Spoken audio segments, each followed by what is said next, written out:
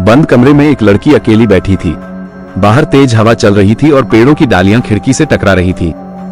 अचानक बिजली चली गई और कमरे में अंधेरा छा गया। लड़की डर गई और अपने मोबाइल का टॉर्च ऑन कर लिया। टॉर्च की रोशनी में उसने देखा कि खिड़की पर कोई परछाई खड़ी है। परछाई ने धीरे धीरे खिड़की के कांच को तोड़कर अंदर आने की कोशिश की। लड़की डर के मारे चिल्लाने लगी। तभी दरवाजा धीरे धीरे खुलने लगा। लड़की ने टॉर्च की रोशनी दरवाजे की तरफ की। दरवाजे के पीछे कोई नहीं था, सिर्फ एक काली साया था जो धीरे धीरे लड़की की तरफ बढ़ रहा था। लड़की का दिल धड़कने लगा। वो अपनी आंखों पर विश्वास नहीं कर पा रही थी। वो जानती थी कि वो अकेली नहीं है। तभी अचानक बिजली आ गई। लड़की ने देखा कि खिड़की का शीशा टूटा हुआ था और दरवाजा खुला हुआ था, लेकिन कमरे में कोई नहीं था। लड़की को लगा कि यह सब उसकी कल्पना है, लेकिन फिर से बिजली चली गई और अंधेरा छा गया। उसने टॉर्च ऑन की और देखा कि खिड़की के पास एक काली साया खड़ा है। लड़की की चीख निकल गई।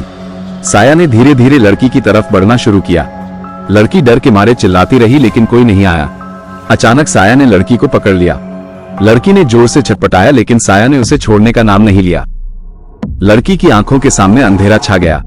जब लड़की को होश आया तो वो अस्पताल के बेड पर लेटी हुई थी। उसके माता पिता उसके बगल में बैठे थे।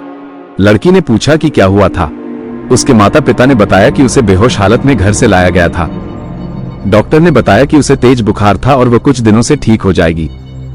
लड़की को अभी भी यकीन नहीं हो रहा था कि वो सब सच था या सिर्फ एक बुरा सपना था, लेकिन एक बात तो तय थी कि वो अब कभी भी अकेले नहीं रहेगी। लड़की धीरे धीरे ठीक हो गई, लेकिन उस रात की यादें उसे सताती रहीं।